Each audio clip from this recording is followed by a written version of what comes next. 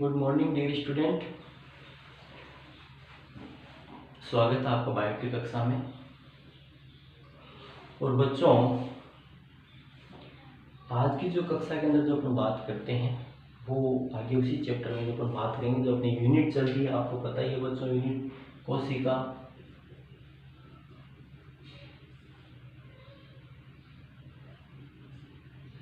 संरचना तथा कार्य, ये अपनी यूनिट चल रही थी। और इसके अंदर जो अपना चैप्टर चल रहा था वो था कोशिका, द यूनिट ऑफ लाइफ, जीवन की इकाई। ये जो अपना टॉपिक चल रहा था और ये इसके अंतिम पड़ाव पे है इस चैप्टर के अपन, ठीक है, धीरे धीरे। तो ये चीज़ें अपने इसमें टॉपिक में चैप्टर का नाम, यूनिट का नाम था। और इसमें एक बात बच्चों मैं आपके साथ पहले डिस्कस करना चाहूँगा कि जैसे कि आपको पता है कि जो कल जो नीट का पेपर हुआ है, नीट 2020 का, उसको मैंने ध्यान से देखा था। और उसके अंदर मैंने क्या चीज़ पाई वो आपके साथ में डिस्कस करूँगा। कि जैसे अपन बात करें कि नीट के पेपर की बात करें, नीट के पेपर में जो मैंने मुख्य चीज़ वो देखी वो थी कि पूरा का पूरा जो पेपर था वो NCERT बेस्ड था। पूरा का जो पूरा पेपर था वो किस पे, NCERT बेस्ड था। और कुछ क्वेश्चन तो NCERT से डायरेक्ट लाइन टू लाइन लिए गए थे, ठीक है। कुछ क्वेश्चन की बात करें तो कुछ क्वेश्चन जो है डायरेक्ट जो NCERT से लिए गए थे, है ना। कुछ क्वेश्चन की बात करें तो क्वेश्चन डायरेक्ट NCERT से लिए गए थे। तो एक चीज़ यहाँ पर क्लियर होती है कि जिन बच्चों का सपना है कि वो नीट करना चाहते हैं, MBBS क्लियर करना चाहते हैं, उनके लिए मेरे एक मैसेज है कि आप सबसे पहले तो नीट के लिए NCERT बुक अपन को, जैसे राजस्थान बोर्ड में तो NCERT लागू कर दी है, क्या पता अपने हिसाब से वो एडिट करके बुक भेजे, लेकिन NCERT बुक तो आपके पास होनी ही चाहिए, ठीक है। NCERT की बुक है वो तो आपके पास होनी चाहिए। यदि आप ये नीट की प्रिपरेशन कर रहे हो तो आपको सबसे पहले जैसे भी पढ़ेंगे अपन, जिस बुक से भी पढ़ेंगे, ठीक है, लेकिन NCERT लाइन टू लाइन अपन को जरूर पढ़नी है यदि MBBS के लिए आपको नीट क्लियर करना है तो उसके लिए। तो जैसे मैंने क्वेश्चन देखे तो उसमें कुछ थे वो टिपिकल भी थे, कुछ थे साधारण थे, और कुछ जो बहुत सबसे नीचे क्वेश्चन थे जो डायरेक्ट जो NCERT, और पूरा का पूरा जो पेपर था वो NCERT बेस्ड था। जैसे RBC बोर्ड की बात करते हैं, RBC में अपन बहुत ज़्यादा पढ़ते हैं, लेकिन वहाँ से जो क्वेश्चन है वो नहीं है। लैंग्वेज उठाई गई थी, जो भाषा का यूज किया गया था वो भाषा पूरी की पूरी थी वो NCERT बेस्ड थी। पूरी की पूरी जो भाषा इसमें यूज की गई तो NCERT के बेस पे थी। तो बच्चों इसमें अपन को एक चीज़ मैं जैसे बता रहा हूँ कि जिन बच्चों के लिए ज़रूरी है, जो बच्चे सोचते हैं कि वो आगे चल के डॉक्टर बनना चाहते हैं, नीट की प्रिपरेशन करना चाहते हैं, उनके लिए अभी से मैं ये कहूँगा कि आपको NCERT की लाइन टू लाइन अपन, जिसमें आपकी जो सिलेबस मैंने बताया है, जो सारा NCERT बेसिक है, कुछ एक्स्ट्रा चीज़ें बताइए, जो एक्स्ट्रा वो कौन सी बताइए, वो तो एक्स्ट्रा है ही, लेकिन NCERT की अपन को एक लाइन भी नहीं छोड़नी, चाहे हिंदी मीडियम हो चाहे इंग्लिश मीडियम हो, बहुत मीडियम की बात कर रहा हूँ। तो NCERT जो है पाठ्यक्रम है उसकी अपन को एक लाइन भी नहीं छोड़नी यदि आप अपना भविष्य आगे नीट के रोड में देखते हो तो, नीट के, ठीक है। तो ये मेरा एक मैसेज था बच्चों के लिए, क्योंकि मैंने जैसे कल पेपर का जो स्टडी किया तो उसमें मैंने ये चीज़ की कि सारा का सारा जो पेपर था वो NCERT बेस्ड था, पूरा पूरा। और हमेशा NCERT बेस्ड ही आता है, क्वेश्चन का जो स्टैंडर्ड होता है NCERT के तरीके से ही पूछा जाता है। इसलिए अब की बार अच्छा है कि आपके राजस्थान बोर्ड की अपन बात करें तो NCERT के पाठ्यक्रम को शामिल किया गया है, तो ये आपके लिए तो बहुत ही अच्छा है, ठीक है। एक बहुत ही अच्छा प्लेटफॉर्म बन जाएगी जो आपको NCERT पढ़ने को मिलेगी, और हमारे लिए भी अच्छा होगा कि हम भी उसमें आपके साथ में डिस्कस करेंगे NCERT। तो बच्चों अब आगे बढ़ते हैं इसी चैप्टर के अंदर। इसी चैप्टर की बात करें तो अपन जो कोशिका के जो जीवन की इकाई के बारे में अध्ययन कर रहे थे, इसके अंदर जो अपने डिस्कस किया था आपको पता ही है बच्चों।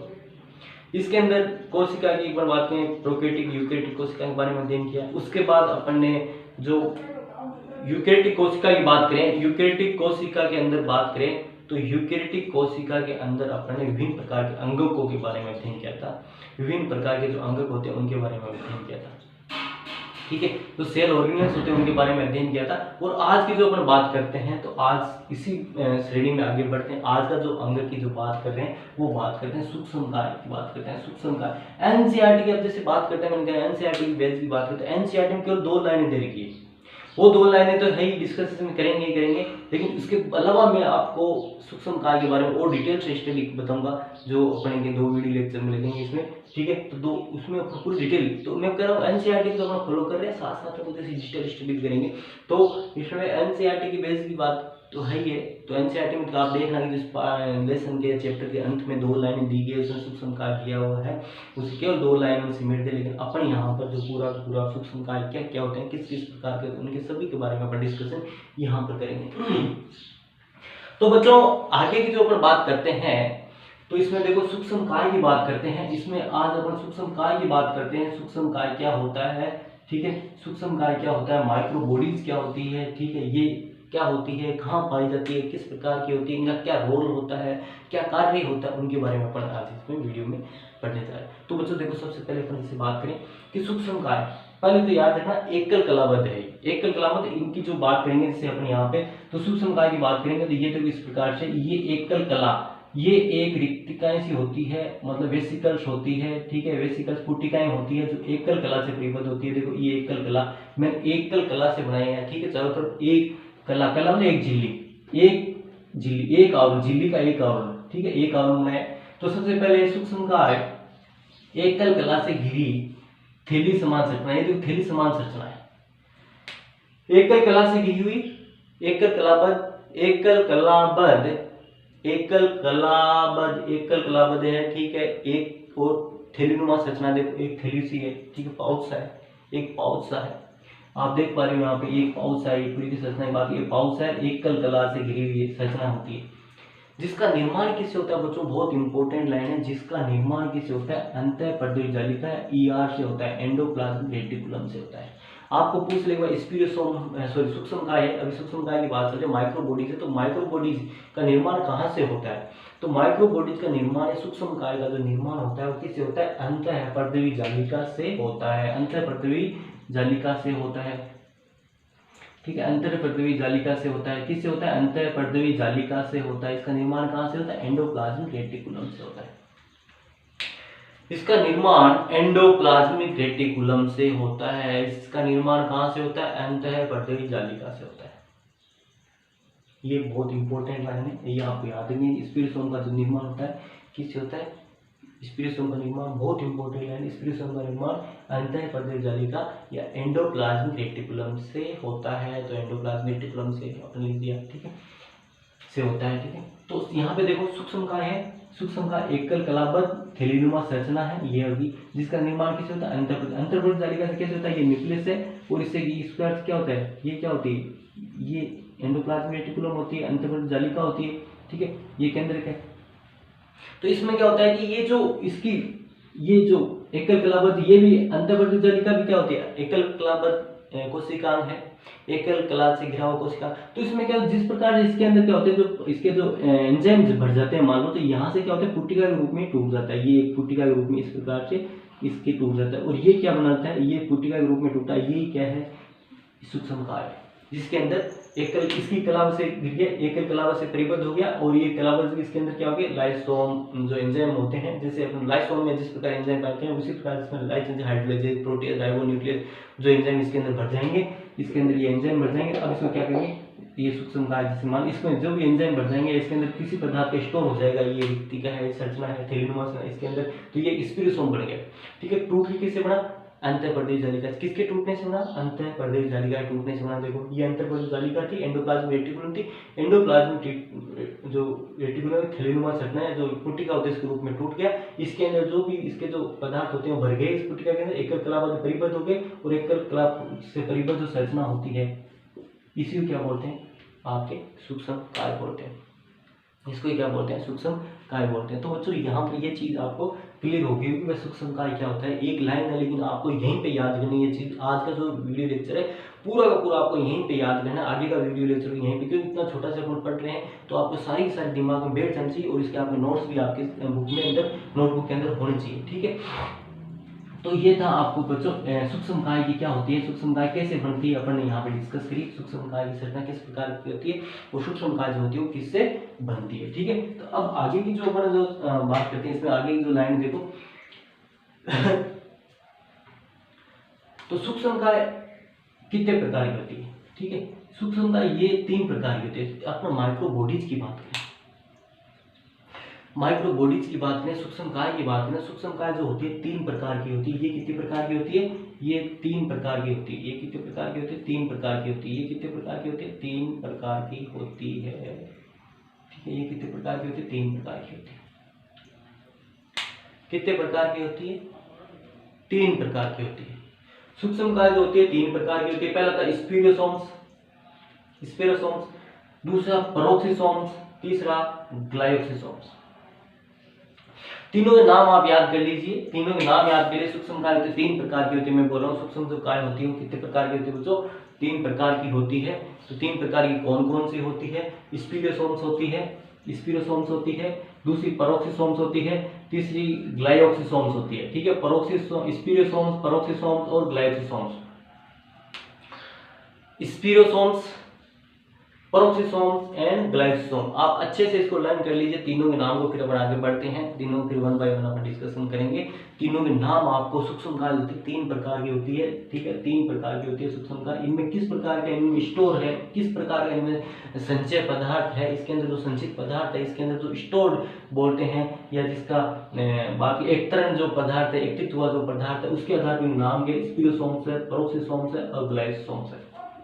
3 प्रकार की होती है। कितने प्रकार की होती है? 3 प्रकार की होती है। कितने प्रकार की होती है बच्चों? 3 प्रकार की होती है। स्पिरोसोम्स की बात करें तो स्पिरोसोम 3 प्रकार के होते हैं। स्पिरोसोम कितने प्रकार के होते हैं? 3 प्रकार के होते हैं। स्पिरोसोम, पेरोक्सिसोम और ग्लाइकोसिसोम्स। ठीक है, स्पिरोसोम्स, पेरोक्सिसोम्स और ग्लाइकोसिसोम्स। ठीक है, अब जो अपन बात करते हैं सबसे पहले वो बात करते हैं स्पिरोसोम्स की। अब सबसे पहले जो अपन स्टडी कर रहे हैं वो बात करते हैं स्पिरोसोम्स क्या होता है। ठीक है, कहाँ पाया जाता है, किस प्रकार की संरचना होती है, किससे बनता है, इसका कार्य क्या है, इसके बारे में अपन अब डिटेल स्टडी स्पिरोसोम्स के बारे में करते हैं। स्पिरोसोम क्या है? तो सबसे पहले देखो बच्चों स्पिरोसोम्स की बात करते हैं। ठीक है, स्पिरोसोम्स। तो स्पिरोसोम्स की बात करें तो ये लाइपोप्रोटीन की, लाइपोप्रोटीन क्यों कि आपको पता है एकल कलाबद्ध से परिबद्ध है। और जो अपन अंतःपर्दिक जालिका झिल्ली की बात करते हैं वो भी किससे बनती है? लाइपोप्रोटीन से बनी होती है। तो उससे ये बनता है, उस झिल्ली से टूट के ये बनता है, तो ये भी किससे बनेगा? लाइपोप्रोटीन से बना हुआ होता है। ये भी किससे बना होता है? लाइपोप्रोटीन से बना होता है। ठीक है, तो स्पिरोसोम्स की बात करें तो स्पिरोसोम्स की बात करें तो स्पिरोसोम ये किससे बनी होती है? लाइपोप्रोटीन की जो झिल्ली होती है किससे बनी होती है? Lipoprotein, lipid plus protein. Lipoprotein का मतलब लिपिड प्लस प्रोटीन। ठीक है, लाइपोप्रोटीन का मतलब लिपिड प्लस प्रोटीन की संरचना होती है। वो झिल्ली किससे बनी होती है ना, जो लिपोप्रोटीन अपन बोलते हैं उससे बनी होती है। तो ये सबसे पहले किससे बनी होती है? लाइपोप्रोटीन की एकल कलाबद्ध। एकल कलाबद्ध जैसे होता है ये एक कला से घिरी हुई है संरचना, थैलीनुमा संरचना। एक कला से घिरी हुई जो थैलीनुमा संरचना देखो इस प्रकार से एक कला से घिरी हुई है, ये थैलीनुमा संरचना है। ठीक है, इसकी बात करें ये जो है ये लाइपोप्रोटीन की बात है, ये लाइपोप्रोटीन एकल कलाबद्ध। ठीक है, एकल कलाबद्ध है। देखो किससे बनी हुई है कला?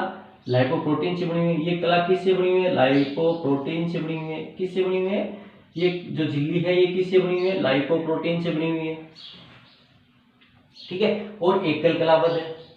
ठीक है, आवरण किस प्रकार है? एक ही आवरण है। एकल कलाबद्ध का मतलब एक ही आवरण, झिल्ली का एक दो आवरण, जैसे माइटोकॉन्ड्रिया हरितलोक में दो आवरण पाया जाता है। ठीक है, तो यहाँ पर क्या होता है? एक ही आवरण झिल्ली का, जो लाइपोप्रोटीन से बनी झिल्ली का एकल कलाबद्ध। गोलाकार संरचना है। ठीक है, गोलाकार संरचनाएं हैं। ठीक है, गोलाकार संरचनाएं हैं। ये गोलाकार संरचना देखो, गोलाकार संरचना है। ठीक है, किस प्रकार की संरचना है? गोलाकार संरचना है, जिनमें लाइसोसोम, लाइसोसोम कहाँ पाया जाता है बच्चों? जंतु कोशिका के अंदर पाया जाता है लाइसोसोम, जिसके अंदर पाचक एंजाइम भरे रहते हैं। लेकिन लाइसोसोम पादप कोशिका में नहीं पाया जाता, उसके स्थान पर क्या पाया जाता है? स्पिरोसोम पाया जाता है। स्पिरोसोम को पादप लाइसोम भी बोलते हैं, याद रखना। कुछ बुक्स है ये लिखती है कि स्पिरोसोम्स को पादप लाइसोम भी बोलते हैं। स्पिरोसोम्स को क्या बोलते हैं? पादप लाइसोसोम भी बोलते हैं, याद रखना। क्यों बोलते हैं? इसके अंदर भी लाइसोसोम की तरह जंतु कोशिका में जो लाइसोसोम पाया जाता है उसके समान इसके अंदर भी क्या पाए जाते हैं? पाचक एंजाइम पाए जाते हैं। स्पिरोसोम में भी क्या होता है? लाइसोसोम होता है। जंतु कोशिका में जो लाइसोसोम होता है उसके समान इसमें भी क्या होते हैं? पाचक एंजाइम पाए जाते हैं, इसलिए इसको क्या बोलते हैं? पादप कोशिका का लाइसोसोम भी बोलते हैं। ठीक है, इस प्रकार से। तो यहाँ पर बात करें ये लाइपोप्रोटीन की एकल कलाबद्ध, ये लाइपोप्रोटीन की, ठीक है, ये लाइपोप्रोटीन की एकल कलाबद्ध, जो एकल कला से घिरी हुई है, एकल कला किसी में लाइपोप्रोटीन में गोलाकार संरचना है जिनमें लाइसोम की भांति हाइड्रोलेजेज, ये हाइड्रोलेजेज, प्रोटीएज और राइबोन्यूक्लियस एंजाइम तथा अन्य प्रकार के एंजाइम भी कई भरे रहते हैं। तो ये संरचना क्या बन गई, अब स्पिरोसोम बन गई। ये जो संरचना क्या बन गई, स्पिरोसोम बन गई, ठीक है। ये किस प्रकार संरचना का निर्माण हो गया, ये स्पिरोसोम बन गया, ठीक है।